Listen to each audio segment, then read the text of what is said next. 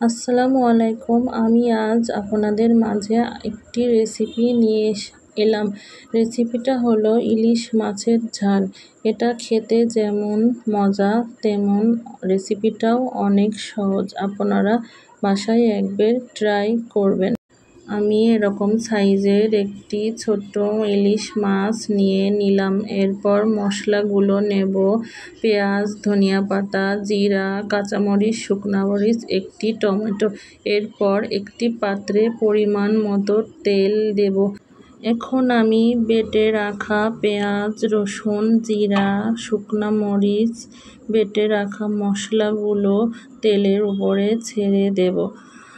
এরপর সুন্দরভাবে মশলাটি ভাজা ভাজা করে কষিয়ে নেব।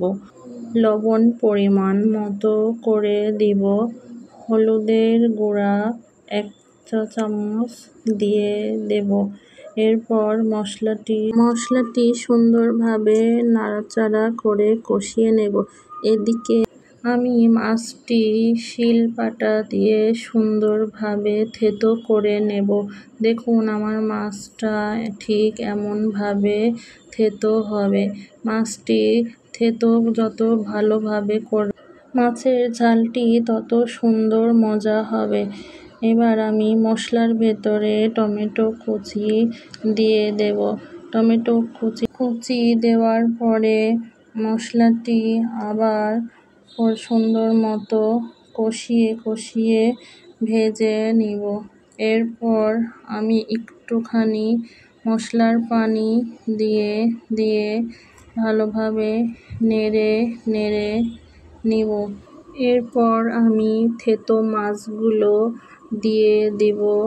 দেওয়ার পরে আমি ভালো করে মাছগুলো মশলার সঙ্গে ভেজে নিব। মশলার সঙ্গে মাছটি যত বেশি ভাজা হবে তত বেশি মাছের ঝালটি সুন্দর লাগবে। দেখুন মাছের তেল কেমনভাবে উপরে উঠে এসেছে। আমি আরও সুন্দর করে মাছটি ভেজে নিব। দেখুন আমার মাছটি করে ভাজা হয়ে গেছে।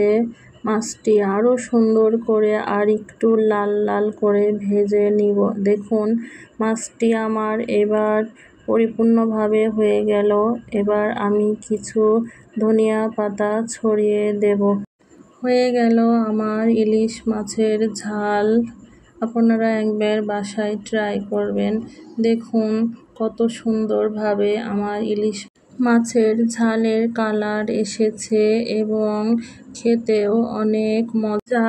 আপনারা একবার ইলিশ মাছের ঝালটি বাসায় ট্রাই করে দেখবেন। ধন্যবাদ সবাইকে।